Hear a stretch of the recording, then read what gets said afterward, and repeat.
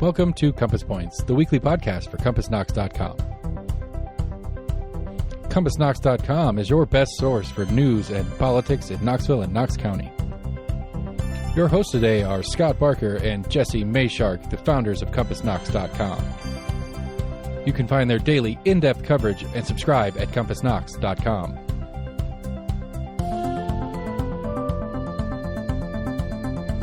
The Compass Point podcast is brought to you in conjunction with Almost an Agreement. Almost an Agreement is a layman's attempt to get a handle on the workings in government and politics that we deal with every day. Check them out at almostanagreement.com or subscribe for free on your favorite podcast provider. If you'd like to learn more about the topics discussed on today's podcast, go to CompassKnox.com and subscribe for in-depth coverage and much more.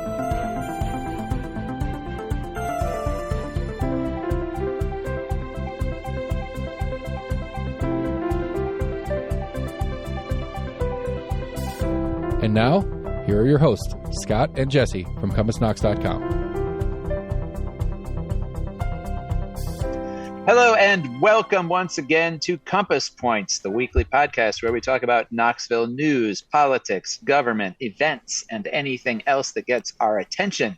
I am Jesse Mayshark, co-founder and co-publisher of Compass at CompassKnox.com, which covers all of the above. I am joined, as always, although this week, from a distance, I guess I'm the one at a distance, by Scott Barker, co-founder and co-publisher of Compass. How are you doing there in Knoxville, Scott? It's pretty soggy here in Knoxville after a week of really wonderful weather. It's, we're taping this on Friday. It's just rain. How are things in the your so far undisclosed location? Here in New Orleans, the Big Easy, life is good. It's sunny and 75, and just kind of chilling out. I've actually working on my first drink of the day, starting with a light beer. You know, you kind of got to pace yourself when you're down here. Well, cheers. So, yeah, I planned this trip a while ago, not totally realizing that I was going to be leaving town the day after the November 8th election. As it turned out, I don't think that worked out too badly. I think it was a good time to go somewhere else and chill out a little bit. So happy to be joining you from here. And thanks to Seth Barber, our producer, for accommodating my long distance participation here. Yes, thank you, Seth. So this was election week. We will certainly be talking about the results of the November 8th election and also some of the processes of the November 8th election, which in some ways were more interesting than what actually came out of them. And for part of that conversation, we're going to be joined by our friend and one-time colleagues, both of us, John North from WBIR Channel 10. But before we get to that, we have a few other things to talk about. There were a few other items of note besides the election this week. We heard from County Commissioner Larsen Jay about his potential political participation in future elections. We have an update on the ongoing struggles to find a place for the Greyhound bus line to operate in Knoxville. And to get us started, there was some interesting conversation this week. And Scott, this was something both you and I covered, having to do with the Knox County School Board and a new state law that could potentially impact a huge number of third grade students across the county. So let's start there, Scott. What happened with the school board and third grade retention? Well, the law you mentioned basically compels school systems to potentially hold back third graders who don't score well enough on their language arts section of their TCAP. So we've got something like 2,600 students who typically would not meet the threshold on that test. And the new school board member, Catherine Bike, has proposed sending a resolution to the legislature saying, please give us back some autonomy on that, and let us kind of come up with the criteria whether to pass students along or keep them back and retain them. And so the bottom line was the school board ended up punting that till next month. But one of the interesting things was that additionally the resolution was just to say, please give us some autonomy. What they're going to do is go back and revise it and actually tell the legislature what criteria that the county would propose using. And it's a more holistic approach, lots of other data points than just one test score. And they're going to go through that, and Assistant Superintendent Liz Norton is going to be working with Bike on what those data points will be. Right. And, a couple interesting things here. One is that, of course, that is what they currently do. I mean, decisions prior to this state law, those decisions about whether to hold a student back in third grade or in any grade are local decisions made by local principals, teachers, often in consultation with parents. And so in a way, what they're advocating for is just to be able to continue doing what they have always done. And, this law passed during a special session on education at the beginning of 2021, when the legislature was trying to get a handle on the impact of the COVID-19 pandemic. And there were a lot of concerns that students were going to, there was a lot of talk about learning loss, and that the disruptions of the pandemic were going to lead to lower achievement on, state tests. And that is what's happened in the round of state testing that we've had since the pandemic. There were drops across the state in achievement levels. And that third grade reading score is one that everybody looks at because it's kind of been identified as, by third grade, students really need to be reading at a significant level. That's one of the things. I'm sorry, go ahead. Well, just in order to be successful then in middle school and high school. Yeah, one of the things that they're fond of saying is that up until third grade, you're learning to read, and then that's where the transition goes to where you're reading to learn, and so that's where you basically that transition gets made, and hopefully, and that can lead to academic success moving forward. Yeah, and I think that the disconnect that there may be here is that the legislature was looking at that. And so the reality is that statewide, almost universally, less than half of students in third grade actually score at proficient or above on this test, on this metric. In Knox County, the highest that they've ever had is around 41%, and that did dip down a few points sort of post-pandemic. And so I think the legislature is looking at that going, this is a disaster. Less than half of our third graders are proficient at reading.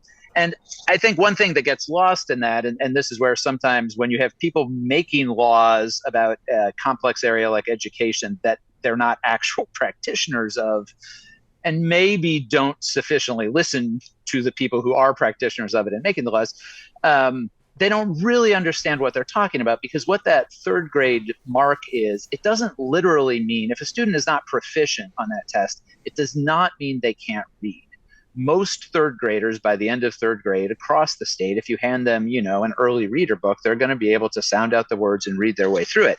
And what this test is actually looking for is a more sophisticated comprehension of what you're reading, ability to understand its context, and then use that information in sort of like a critical thinking way to, understand what's going on, make decisions about something. And so, I think that for the legislature, it was kind of a straightforward, well, absolutely, if kids can't read by the end of third grade, they shouldn't go on to fourth grade. But basically, most kids can read by the end of third grade. And this is looking for, how well are they doing at developing those kind of higher reading comprehension skills. And Superintendent John Ryswick made the point that right now, Knox County really does not use retention, does not keep kids back because they're struggling with reading. They use those scores along with all of the other data they collect with students and observations from their teachers and all of those things. Like you said, the more holistic approach in deciding not really whether to keep kids back, because again, that's generally not something they do. And as Ryswick made the point, there's very little data to suggest that there's really any academic benefit from kids actually literally repeating a grade. And there's lots of ways that it can impede them. But they use those scores to identify what are the extra supports, what's the extra help that they're going to need kind of going on into fourth grade. So I think the legislature is hearing about this from school systems across the state. And so the likelihood that we're going to get to the end of this school year and 60% of third graders in Knox County are actually going to face either being held back or having to go to a mandatory summer learning program or have this intensive tutoring intervention in fourth grade, which are the other sort of avenues the law provides. I think that that's likely to be adjusted in the legislature this year, because I think Knox County is going to be far from the only system. And in fact, there are other systems, right, that have already passed resolutions or made formal requests to the legislature to revisit this. Yeah, Anderson County has, Williamson County has, and State Rep Representative Sam McKenzie actually came to school board meeting and addressed that and said that he thought that it would be. He actually voted for the law, but he's also supportive of this call to his colleagues in the legislature to revisit it because he thinks that is a good way to go about it. He basically said, we kind of set up the framework and now let's go back and refine it. And maybe leave a greater degree of autonomy at the local level in making those decisions rather than just having every third grader in the state be subject to this one data point that's the make or break element. So, yeah, it does sound like, first of all, it sounds like Knox County probably will make some sort of request to the legislature. And then also it seems likely school board member Susan Horn said that in her conversations with members of the local delegation, they've already said, yes, we're aware of this. We want to revisit it. So nevertheless, I think for parents and third grade students this year who are facing this is the first year this is going into effect. It's probably generating a little bit of anxiety about what's actually going to happen at the end of this year, because of course we won't know till the legislature gets back in session and does something. Okay, so also there was a little bit of news, although no obvious resolution, to this ongoing problem of the Greyhound bus line not having a bus station anymore in Knoxville.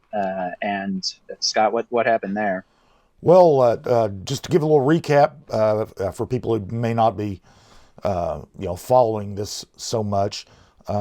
Several months ago, Greyhound sold its longtime station on Magnolia Avenue and to a developer, and so instead of having a bus station, Knoxville needed kind of a bus drop-off where you just a place where people could go to take the bus somewhere and or disembark and stay here in Knoxville or wait for another bus. But it's not a station. They went out. They first went out to the Marathon station on Cherry Street in East Knoxville. A gas station, right? Yeah, it's a gas station. It had no shelter. It closed at a certain time. I can't remember. I believe it was 11 o'clock or midnight.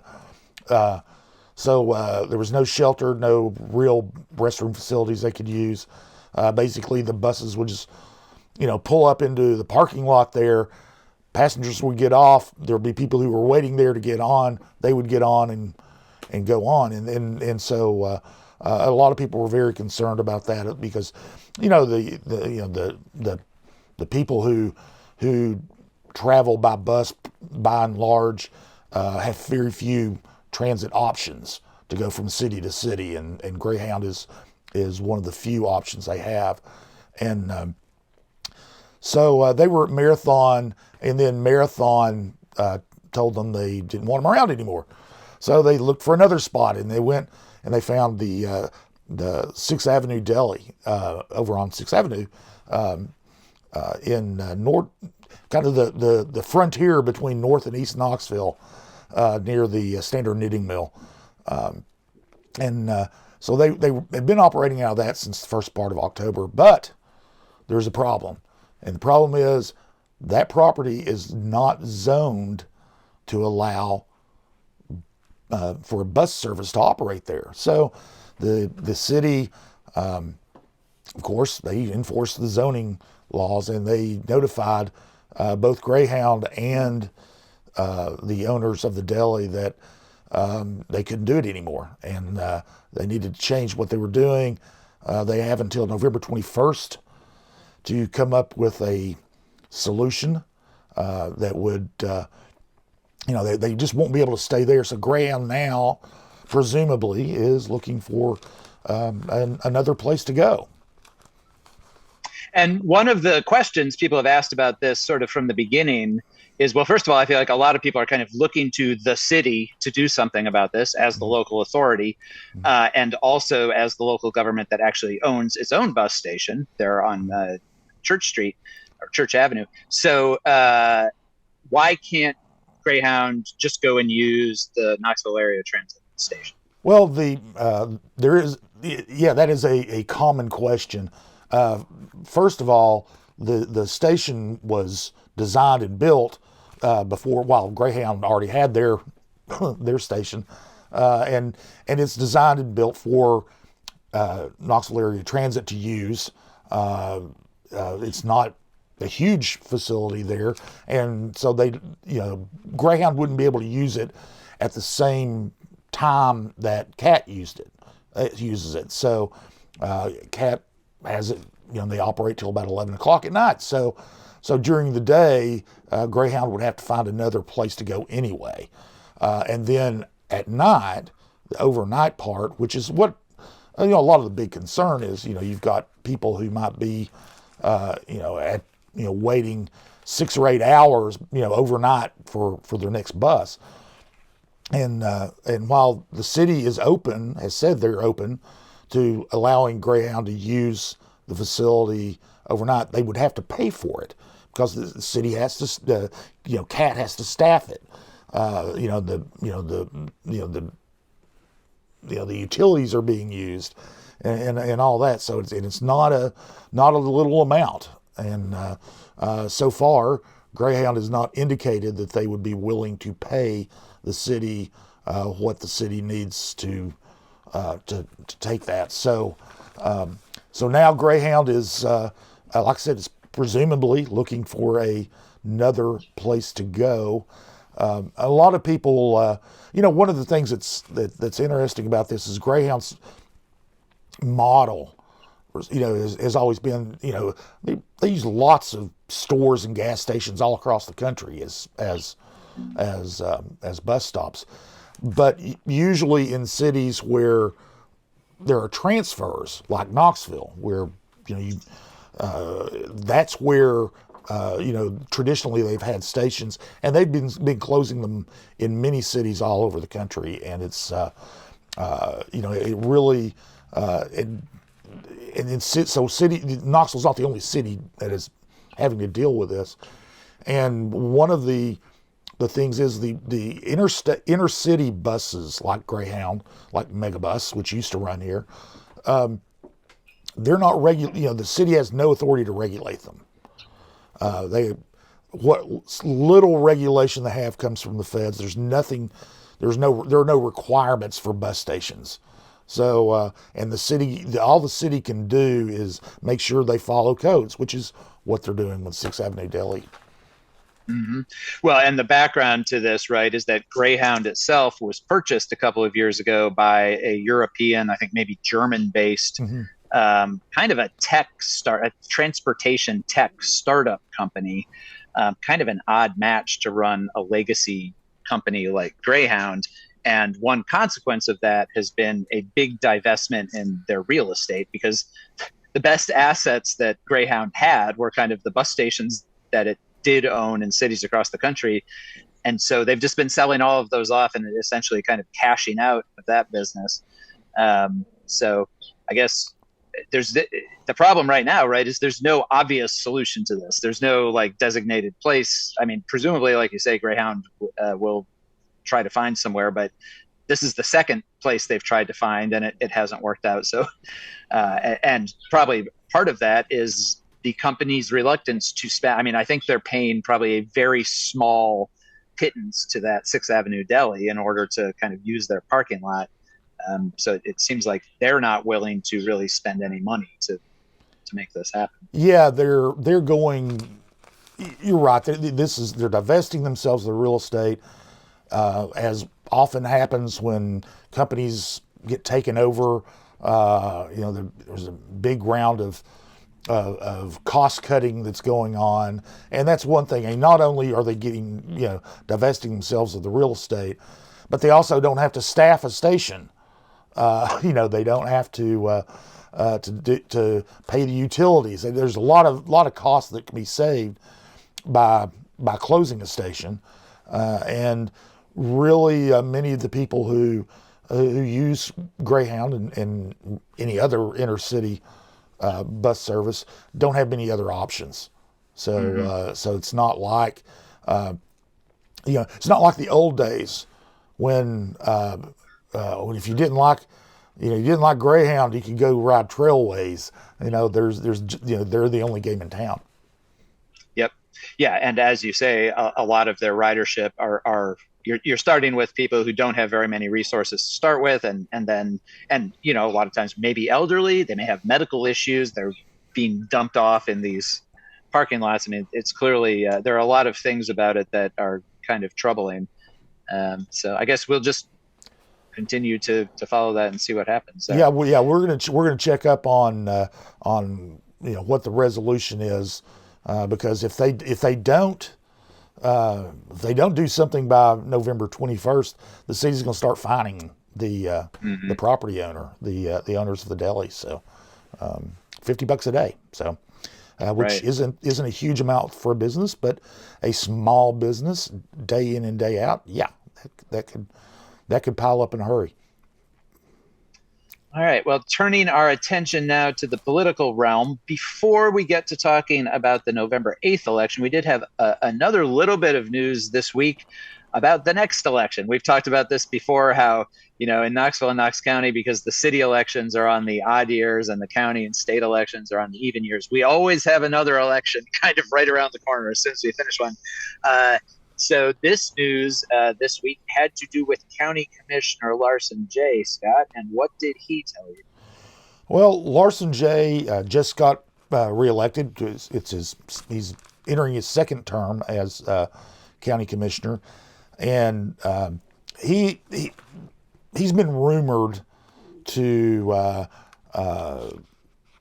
be willing to throw his hat in the ring to run against Mayor India Kincannon next year and challenge her in her reelection bid. A lot of speculation that it really took off after he moved into the city limits. So he actually lives in Knoxville and can run for mayor should he decide to do so. But we talked to him this week, and he said that while he will be on a ballot in the future, he will not be on the city ballot next year. So he is not going to challenge Mayor Kincannon next year. And he said that he's honored to serve on county commission. The issues he cares about are the ones that the county tackles, and he's going to stay there and decide on what office he might seek in the future on down the line. Yeah, and I think, Jay is an interesting figure because on the one hand, I mean, he raised a lot of money in his campaign for county commission last year, had lots of support from across the county, of course, mostly Republican donors, but, really a substantial campaign operation and war chest he had there. So there's no question that if he ran for city mayor, he could probably raise some money. He would probably get some support.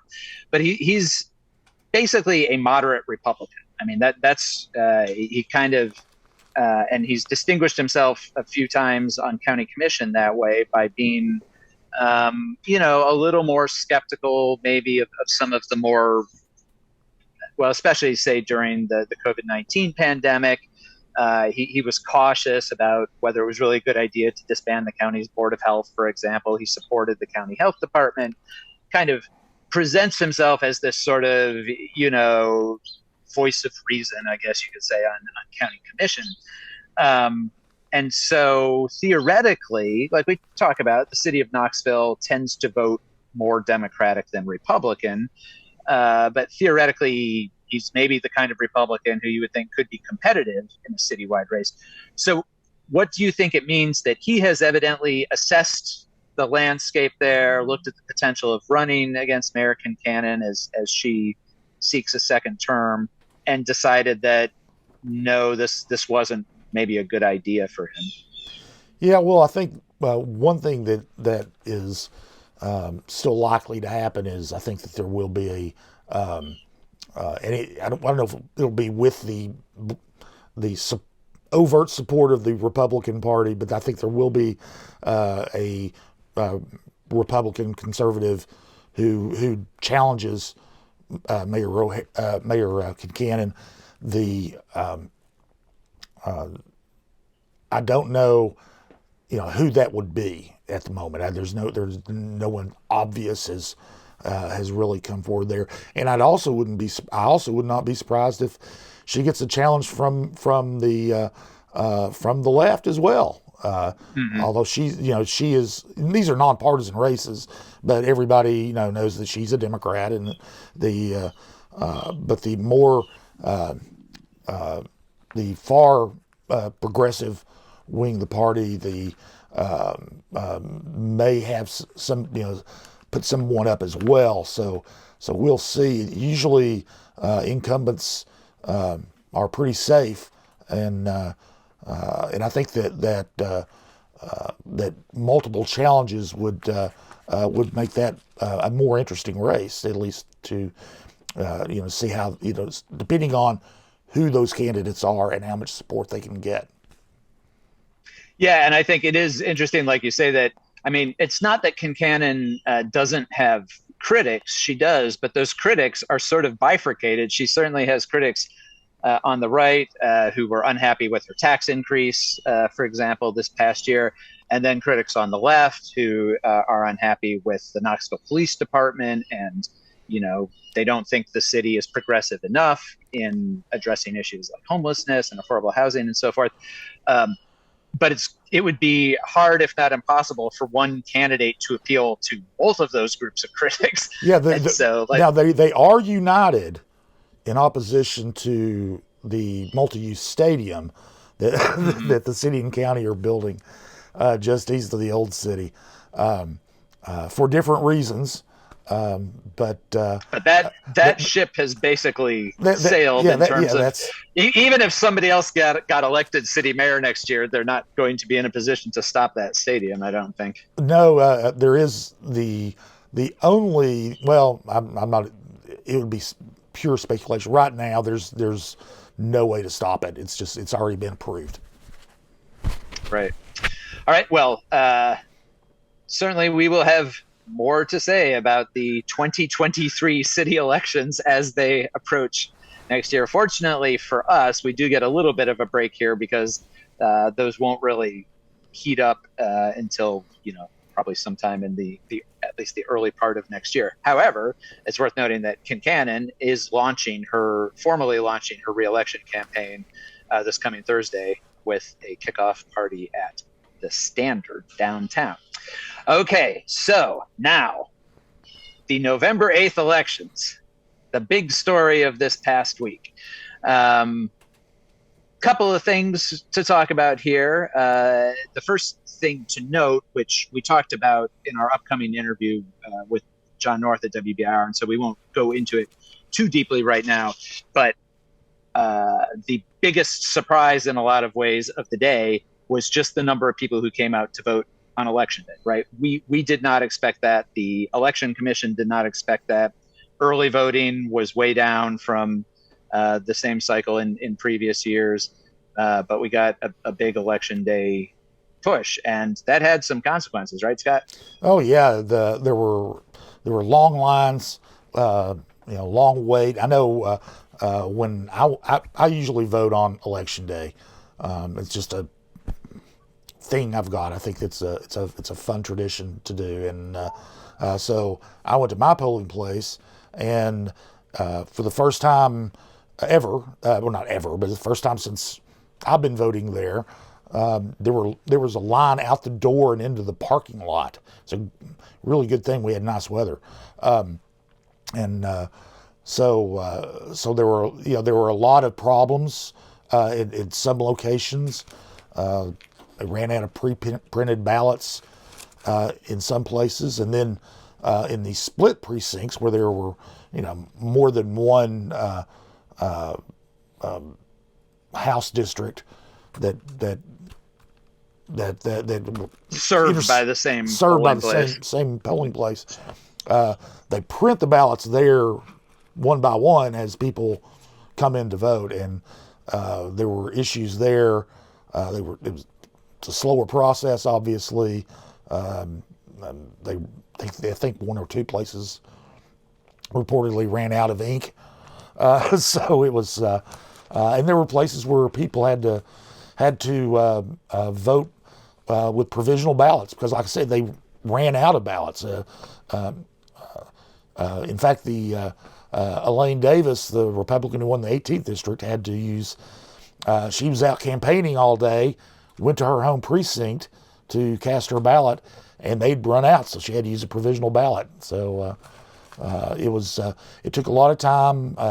Caused delays in reporting the results, as most people who were following it realize that usually with the polls close right on time, the Election Commission is pretty quick about getting out the early voting totals and then getting the others counted. And it was a couple of hours before we got a real clear picture of exactly what was going to happen. Yeah, and just to give to put some numbers to that, so turnout overall, including early vote and election day vote this year, was actually down substantially from both 2020 and 2018. We had about 128,000 voters this year. In 2020, of course, presidential year, that's when you get your highest turnout. There were 222,000 voters. But even in 2018, the last time the governor's race was on the ballot, we had about 167,000 voters. So in both of those, many more total voters. But if you just look at the election day turnout, this year we had over 54,000 voters on election day. In 2020, that was only 46,000. And in 2018, it was about 49,000. And so even in just raw numbers, we had more people showing up on election day this year than the previous two cycles. And then if you look at what percentage of the total vote that made up, 43% of the total vote this year was cast on election day. In 2020, it was only 21%. So the proportion was half as much. Yeah. And in 2018, it was 29%. And, we do talk about this more with John, so I won't go into it too much more. But the short explanation for this is that we don't really know. We don't really know why there was such a big jump. It was a beautiful day, as you say. People always talk about the weather affecting turnout. Maybe that was part of it. Chris Davis, the election administrator for the county, said that they're going to have to do a debrief and really look at it, try to figure out what they can. Because, of course, they base their projections for future elections on their experience in past elections, which is why this year they kind of got surprised. So that was interesting. Let's look at the results. You mentioned Elaine Davis. Of course, we talked about that race a lot in District 18. As it turned out, that there was a lot of speculation that maybe that was a seat the Democrats could kind of pull away from the Republicans. That district had been redrawn, but it didn't really turn out that way, right? No, it didn't. After because of redistricting, it did change. It gained some more Republican districts and lost some bluer district or bluer precincts. But also Greg Kaplan, who was running, the Democrat who was running against Davis, kind of tried to he positioned himself as a moderate who would serve in the same manner as Eddie Manis, the moderate Republican who decided not to seek re-election for the seat. And so there was some thought that he would be able to get some of those moderate Republican votes, and he may have. I think that one of the things was if all things being equal, adding Republican precincts and taking away Democratic precincts, you'd think that Davis would have an easy way through, but the margin was about the same as it was in Manis's case 2 years ago. So I think that he was able to get some of those moderate Republicans who are kind of the traditional pro-business establishment Republicans. Saw Davis as maybe a little too extreme for their taste. Yeah, because she is definitely from the conservative wing of the party that is that really got pushed itself toward the right, following the rise of the Tea Party and through the Trump presidency and all, and so I think that he may have gotten some of those votes, but obviously nowhere close to being enough. Mm-hmm. Yeah, and there were 15 precincts in that district that had votes recorded in that race, and Kaplan only won 3 of them. Right. So it wasn't really close. He did best in Sequoia Hills, which has become, as we know, a pretty reliably Democratic precinct, and he won about 61% of the vote there. And a couple other precincts that he won over 50%, and then Davis essentially ran the table on the rest of them, which suggests that I know the Knox County Democratic Party, I think, still sees that district as their best hope to kind of flip a seat, and I guess it is still their best hope to flip a seat in the sense that all of the other districts, the Republican winners had much larger margins, but it still didn't look super competitive.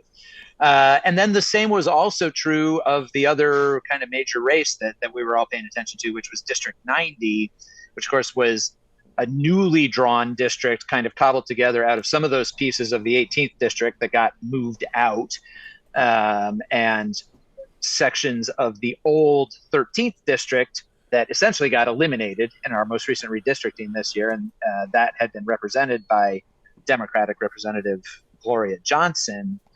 And, we all said in looking at those maps when they were drawn at the beginning of 2022, that it looked like they had basically given Johnson still a pretty Democratic looking district, because those precincts that they moved out of 18 to try to make 18 more Republican, well, those were more Democratic districts, and those were precincts, and those were the precincts that got moved into the new District 90. And of course, as we've talked about, the one thing that the state Republicans were kind of able to do to Johnson was to draw her out of this new District 90. They stuck her house in State Representative Sam McKenzie's district, the other Democratic representative in our local delegation.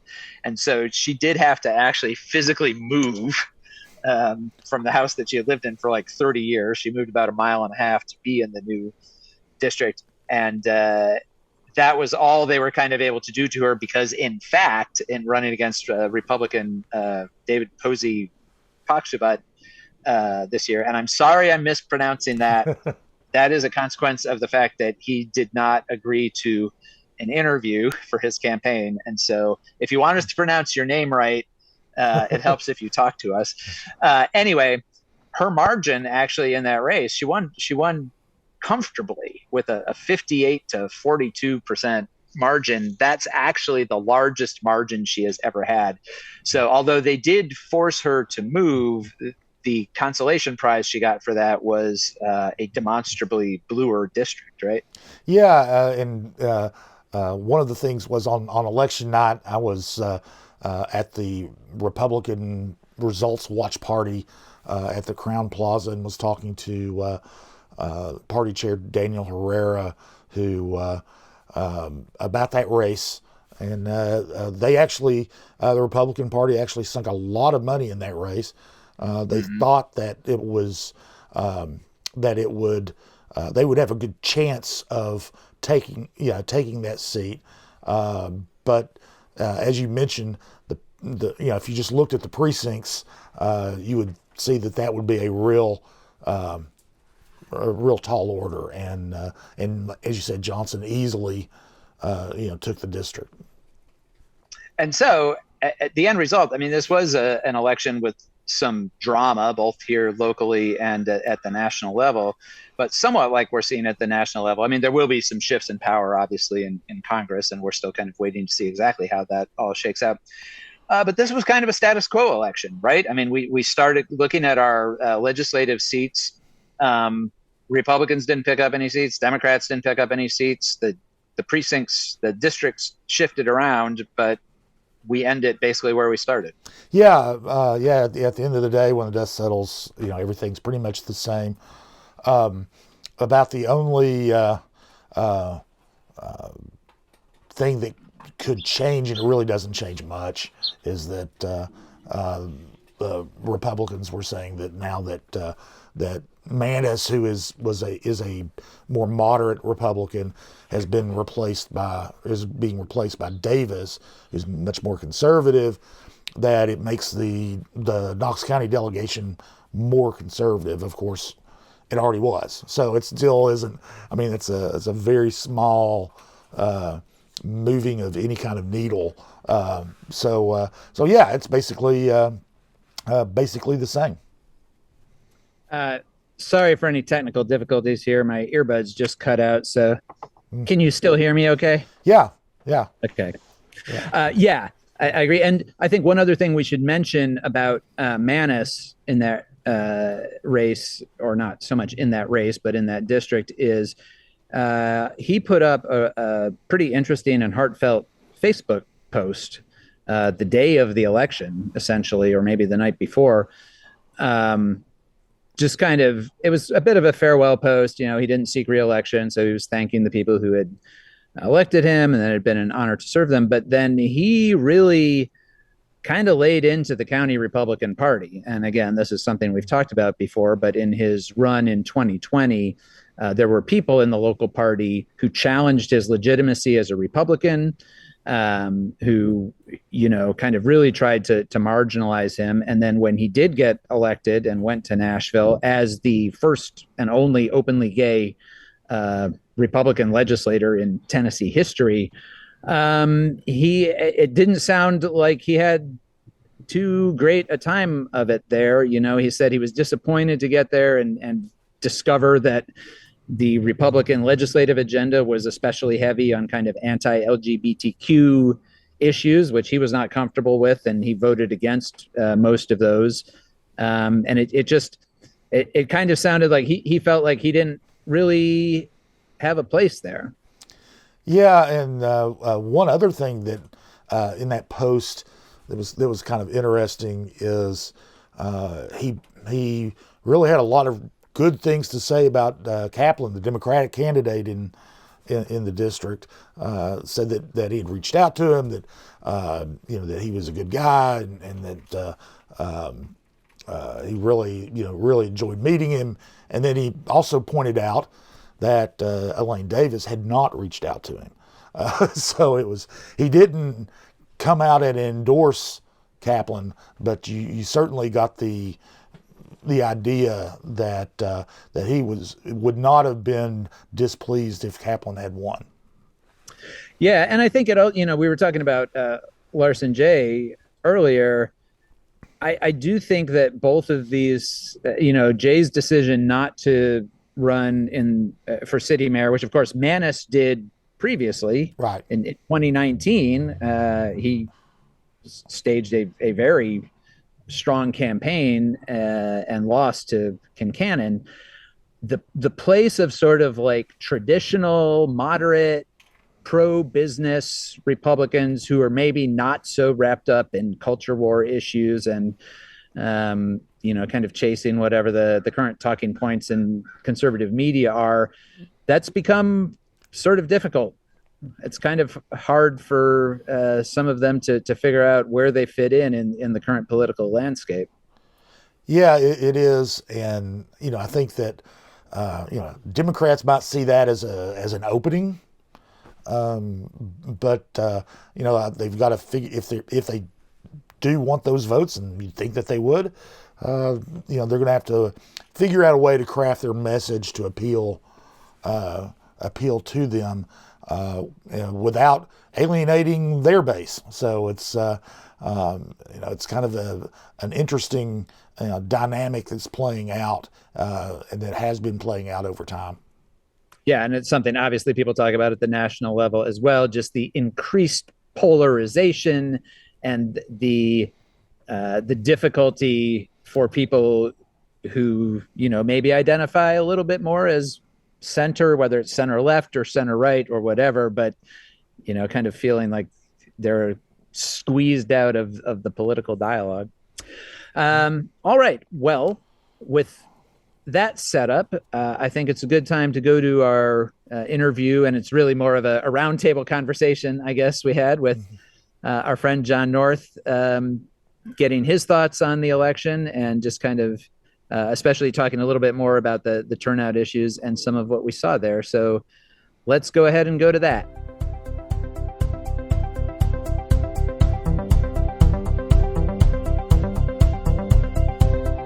Our guest this week on the podcast is an old friend and colleague of both of us, John North at WBIR. And Scott and I both worked with John at different times at the News Sentinel over the years. And John, remind me, what is your actual title there at WBIR? I think the word producer is in there, and investigative, and most importantly, senior, reflecting my advancing age. and your experience, wisdom, and knowledge.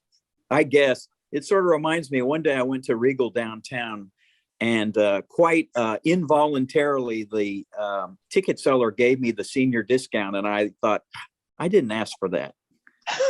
Yeah. You've turned a corner when you don't even have to ask for it, right?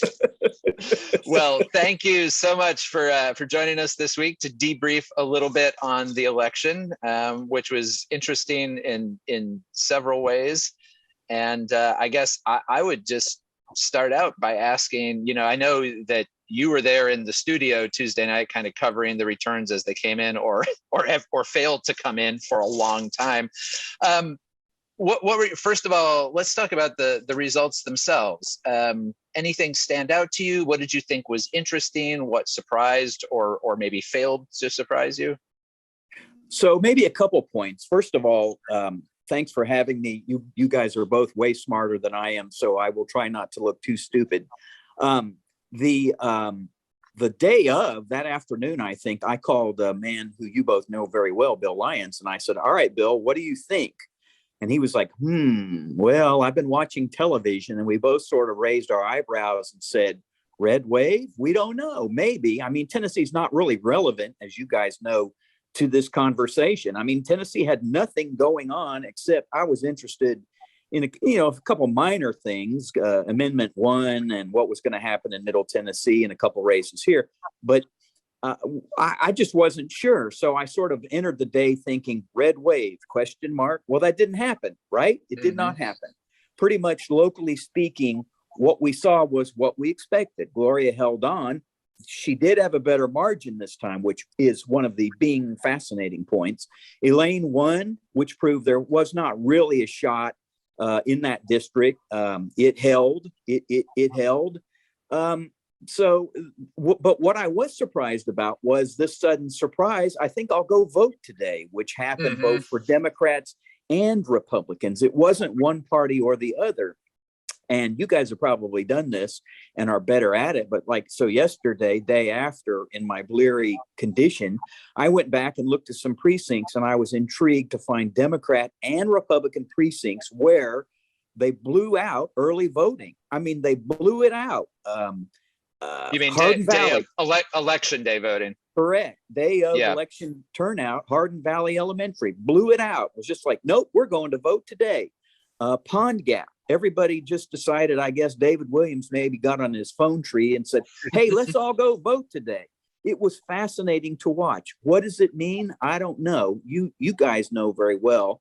Democrats are motivated by particular issues that I don't think the Republicans were, but I was encouraged, and I really enjoyed seeing that happen. I was surprised that we had the problems that we had. I was surprised. Gloria complained about this split precinct thing, just kind of messed it up for some people. We didn't have enough printers. We didn't have enough ballots. Chris Davis, the election administrator, told us, I think, election night, 8 to 10 precincts maybe didn't have enough ballots and ran out, or they had to kind of improvise. I was surprised by that. The week before, and I'm sure you guys had this conversation, Chris and I talked, and I said, so what do you expect Tuesday in terms of day of? We knew early was around 67,000, right? And he said, I think 50. That's what we had in 14. That's what we had in 18. And I'm guessing that's what we'll have on a Tuesday. And you guys both know it sure as heck did not feel like 50. It was closer to what, 55 or something? Yeah. Yeah, thousands. But it was a very more aggressive 55,000 people. It was like, whoa, okay, this feels like 70 or 80,000. Yeah, no, I agree. Well, and like you said, the fact that it seemed to be distributed across the county, across the parties, because when we started getting these, because I'm sure you heard, as we did during the day on election day, you start getting these reports from people. There's lines that are an hour long, 2 hours long at Bearden High School. And, you kind of realize, wow, there's a lot more turnout than it seems like people expected. And so then the first thing that I wondered is exactly that. Like, is this a partisan phenomenon? There'd been talk at the national level that some Republicans were kind of pushing this idea that vote on election day if you're worried about election fraud. It's the most secure way to vote. I think Chris Davis would probably argue with that characterization that early voting is plenty secure. But so that was kind of the first thought was, well, is this, and then you kind of think, well, if it is a partisan phenomenon, is that going to be the red wave? Like, is that what we were seeing? But that's not what the numbers ended up showing. The early vote totals, and I haven't looked at every single precinct, but basically the percentages that the candidates received in early vote versus day of voting were still pretty close, which is usually true. But if there was a big partisan election day push, that wouldn't have been true, right? You would have seen like the percentage that the Republican, for example, go way up. And I think one thing that it reminded me was that all of us, I think, have covered enough elections here locally. We can remember some times in the past where there were election day struggles of one kind or another, not where the election commission maybe didn't seem on top of their game. And that hasn't been true lately. In a sense, we've kind of been spoiled with really a couple of decades of basically pretty smooth election day turnout. So I don't know, Scott, did you have any thoughts about any of that? Well, I think that the issue that John brought up about the split precincts really played a big role in this, because I voted a split precinct. I went to vote Tuesday, and there were lines that I'd never been there before. It wasn't too horrible, but I had to wait a while. But when you go in those split precincts, they have to print out a ballot for every voter. as you go in, you tell them, they figure out what precinct you're in. They have to print out a ballot then and hand it to you, as opposed to the other districts that aren't split, where they just hand you a pre-printed ballot and you just go on. So it does, it takes a little bit more time to do that. Another thing that may have contributed to is we've got all these people, we've got split precincts, and you also have these constitutional amendments on the ballot. Mm-hmm. And if people weren't familiar with those, and they took the time to read them, and the vote on that was pretty high. I mean, people didn't just skip those. Then that would take you longer to vote. So I think that combination of factors, plus whatever, like John was saying, whatever prompted everybody to just suddenly decide to go vote, all those things just came together to make it a really slow night. I mean, that was my observation on it. So. Yeah. And so did either of you, because I did not, did either of you hear anybody as we were kind of waiting for those returns? Because we've all gotten used to at least seeing the early vote returns come in, usually by 8:30 at least. And those will be on the website. Did you hear anybody, kind of raising suspicion? Because there's been so much talk about election fraud and the different ways that people, was anybody talking about like what's going on, kind of impugning the process somehow because of that delay? We didn't hear any of that sort of intimation that there was any hanky-panky. We just heard frustration of like, I'm standing outside and the line snakes into inside and I don't understand, or they just closed the door and it's 8:10 and I'm going to be here another hour. We heard that. We didn't hear any sort of accusations that anything nefarious is going on, which is a good thing. I mean, I would rather that it be an issue of just kind of being overwhelmed than having some sort of suspicion after the former president sort of spewed all of this false claims about elections, which, as we all know, are all false. They're false. Mm-hmm. Yeah, well, Scott, I was with the Republican at the Republican watch party afterwards, and there was, of course, the from the 2020 election, the Republican. There were a lot of Republicans who bought into the election fraud narrative and the big lie. Well, and they weren't concerned about it. At least none of the people I talked to.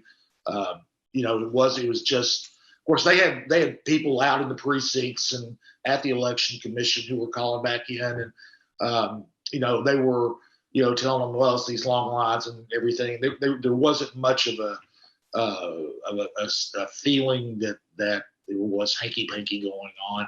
I talked to Randy Pace, who's the former chair of the party, and he basically said, this kind of thing happens in every election. It's not a big deal. It's like, well, it was a big deal to a lot of people 2 years ago. But yeah, you're right. It does. Things like this do happen. There are glitches from time to time. I remember one time when I was at the News Sentinel, I covered them trying to recover votes from a voting machine that had shorted out. And that was a huge thing. We had they had to take it to a private company where the technician had to go in and get chips out. They had representatives from both parties. They had the sheriff's department there. They had the media there. Everybody was there to recover these votes, and they were successful. And they deal with things like this on every election. It seems there's something, and that's when you've got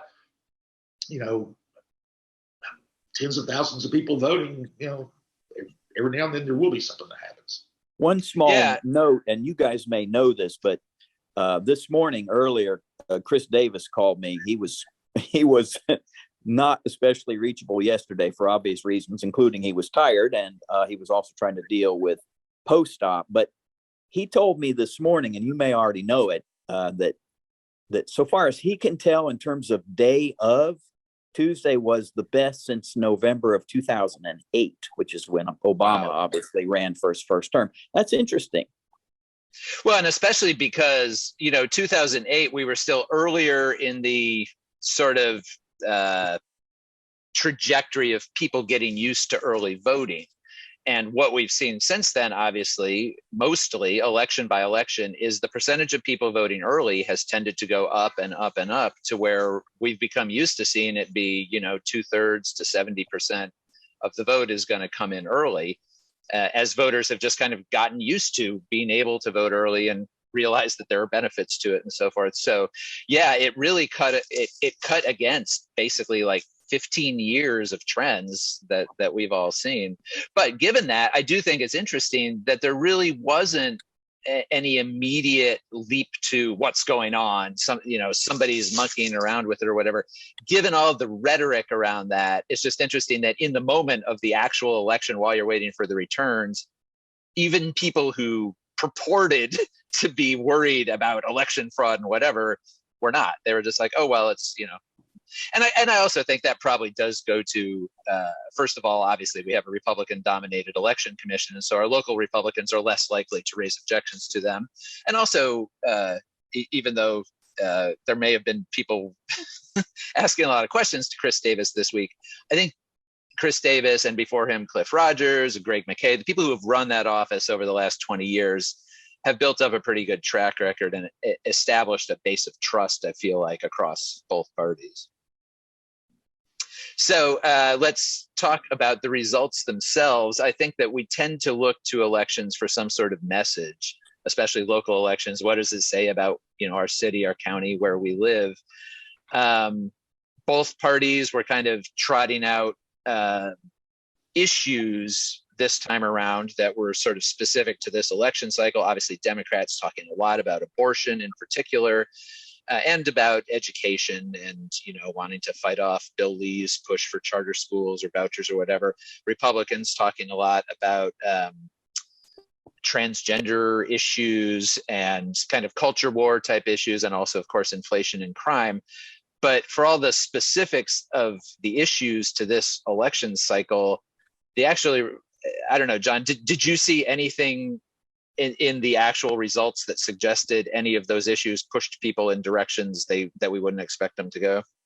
No, not in any tangible way. I mean, I'm just going to be candid with you. In our show that we do every week, our political affairs and public affairs show, we had a lot of candidates on, and I made sure we always asked the question about abortion. And do you think like the state's law needs to be tinkered with? As you guys know, there's no exception right now in what exists. Mm-hmm. There's no exception, despite what some might say. So they're going to have to build some in. So we always ask that question. I was thinking surely that will be an issue that motivates some people. I don't know. I don't know. I probably, maybe, but then, this is also Tennessee. And I'll tell you quite frankly, we may come to January, February, and there will be some attempts to put it on the table, and it just may not get enough votes. Mm-hmm. until people really start screaming loudly. It just may not get enough votes. And you got a super majority, right, that actually got a little bit bigger in the Tennessee House. And those lawmakers, in their infinite wisdom, may just not want to do anything. And we know where the governor stands. So to answer your question, I just didn't see anything that I didn't feel the earth move in terms of issues or trying to make progress or change anywhere.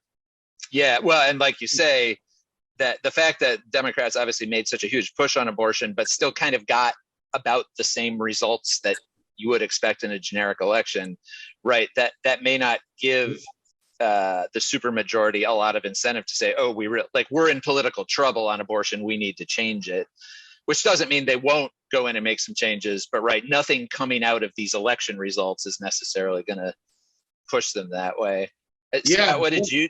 Something that in reading about what has gone on in other states, abortion was a big issue in several of the key states. Several of the states that where Democrats held ground, and they were concerned about the red wave that, as John said, didn't really materialize.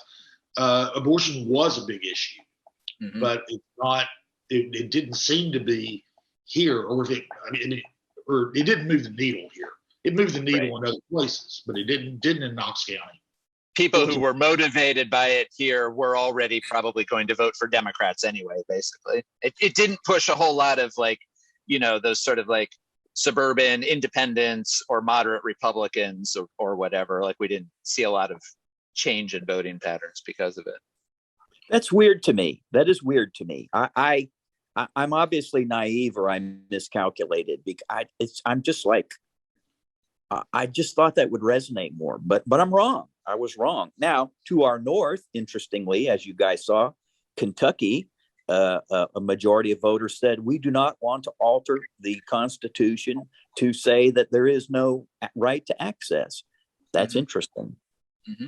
Yeah, and in Michigan, they voted affirmatively to protect a right to abortion. And that's in a state with a Republican legislature that might have been tempted to put in restrictions. So yeah, it clearly did resonate some places, but I agree that it didn't feel like, obviously people were talking about it here, but it didn't feel like it really affected anyone's voting behavior. Well, I guess that's a good place to wrap up. John, thanks so much for joining us. Always a pleasure to talk to you. Same here. I really appreciate y'all having me on. Whatever happened Tuesday, it was fun because it was different.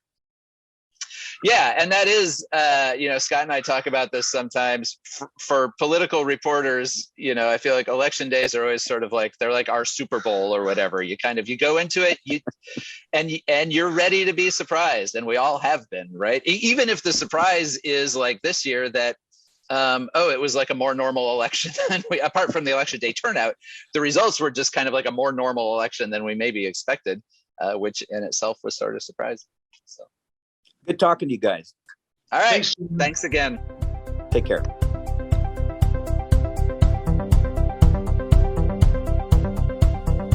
And thanks again to John North for sitting down to talk with us. Always a pleasure to talk to John. Scott and I have both known him for many years, and he's one of the smartest guys in local media and one of the best reporters I've ever worked with. So I wholeheartedly agree on that. He's a fantastic reporter, a great journalist, and Knoxville's lucky to have him. Amen. All right, so let's take a quick look ahead to the coming week. We have a couple of public meetings. Now that the election's over, we get to go back to the grind of local legislative processes. County Commission is holding its monthly work session on Monday at 5 p.m. in the main assembly room, and they will be talking about items on the agenda for their voting meeting the following Monday. There's a couple things of, interest there, but nothing too dramatic. Actually, the most interesting thing that Commission's going to be talking about will happen ahead of their work session. They're having a special meeting at 4 p.m., also in the main assembly room, Monday, where they're going to get a report from the County Community Development Department on homelessness in Knox County, which I think will be interesting because homelessness for many years now has been perceived as more an issue that the city of Knoxville contends with on sort of a legislative level than Knox County. Of course, some years ago, we did have a joint city-county effort to end chronic homelessness. Spoiler alert, they didn't end chronic homelessness.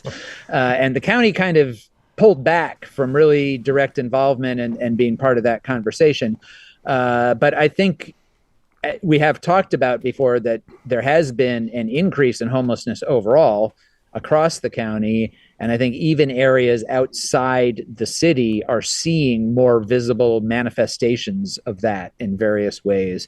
And so I think it's becoming something that county officials feel like they need to talk a little bit more about and address. So that will be an interesting conversation. And then, Scott, I think City Council is meeting on Tuesday, right? Yes, City Council's meeting on Tuesday. There's not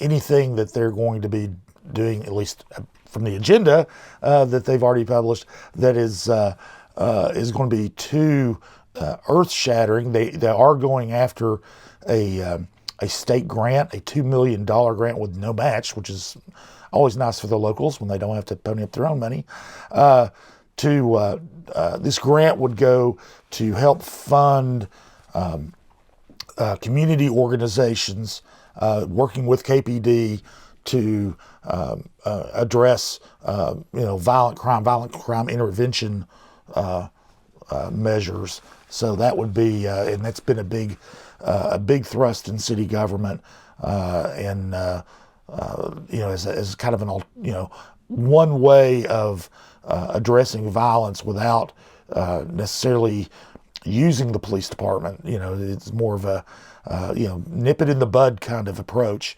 But anyway, they're going to be doing that. There is kind of a quirky thing. There's a residential development going in across Blunt Avenue from One River Walk, which is where the old Baptist Hospital was. And this building, they're wanting to buy air rights over a little dead-end street called K Street, and they're so they can build a walkway over it, which is kind of an interesting thing. It's very seldom does the city sell those rights, although they have in the Cumberland Avenue area for a couple of the really big apartment developments that have gone in there.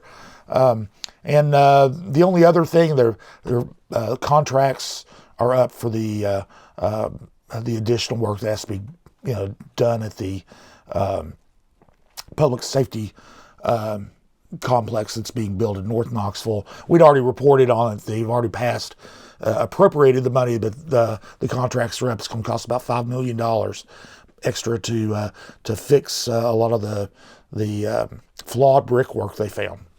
Mm-hmm. All right. And that's about it. It's not going to be nothing that's going to be earth-shattering will happen Tuesday. Well, we will report on it, whether it shatters anything or not, because that's what we do, and we will be back next week to talk about all of this. And for now, I hear a shrimp po' boy calling my name, and so I think I am going to head out and laissez les bon temps rouler. Everybody have a good week. Thanks again to Lord Seth Barber, our producer. Our music is by William Wright.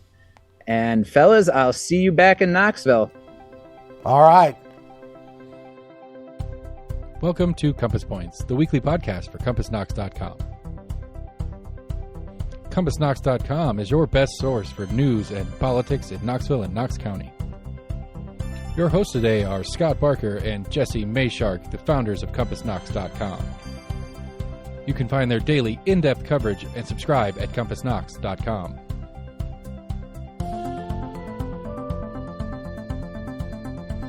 The Compass Point podcast is brought to you in conjunction with Almost an Agreement. Almost an Agreement is a layman's attempt to get a handle on the workings in government and politics that we deal with every day. Check them out at almostanagreement.com or subscribe for free on your favorite podcast provider. If you'd like to learn more about the topics discussed on today's podcast, go to CompassKnox.com and subscribe for in-depth coverage and much more. And many thanks to William Wright for composing our theme song.